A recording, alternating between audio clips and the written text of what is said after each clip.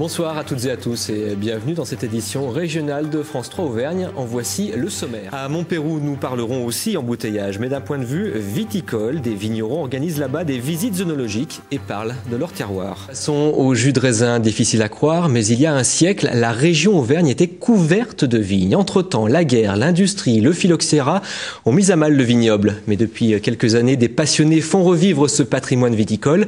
Certains proposent même des balades œnologiques aujourd'hui avec visite des vignes et dégustation. L'occasion de découvrir les cépages, les microclimats, les sols volcaniques, le terroir en somme. Nathalie Gros, Jean-Pierre Roll. On va démarrer la balade, on va visiter le vignoble, on fera différentes pauses dans le vignoble et après on visitera le village de Montpérou. C'est parti pour 3 heures de balade à la découverte des chardonnays, gamay et pinot noir, au pied d'un des plus beaux villages de France.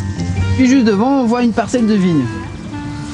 Ici, il faut s'imaginer, quand je vous parlais de l'histoire tout à l'heure, il y avait de la vigne à peu près partout. J'ai une photo qui est en noir et blanc, où il y a des murs en pierre, avec de la vigne sur des échalas, avec des poteaux en bois, là.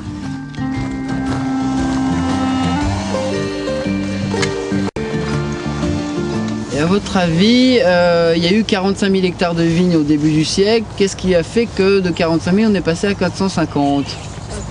Consommation. Là, on a trop consommé de vin? Non, on n'en consomme pas. La maladie. La maladie. D'accord, le phylloxéra. Et à votre avis, c'est quoi? Un virus, un champignon? Un champignon, vous êtes d'accord? Bon, maintenant, le phylloxéra, c'est un puceron. Il y a 3 cépages, gamay, pinot noir et syrah.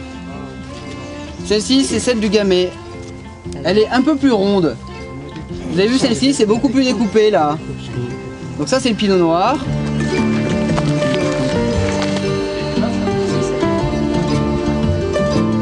Allez.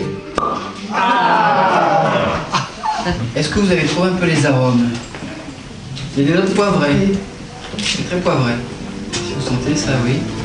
Après c'est fruité, on sent plutôt... Il faudra attendre l'année prochaine pour déguster la cuvée 2009 des vins d'Auvergne, cuvée que les spécialistes annoncent excellente.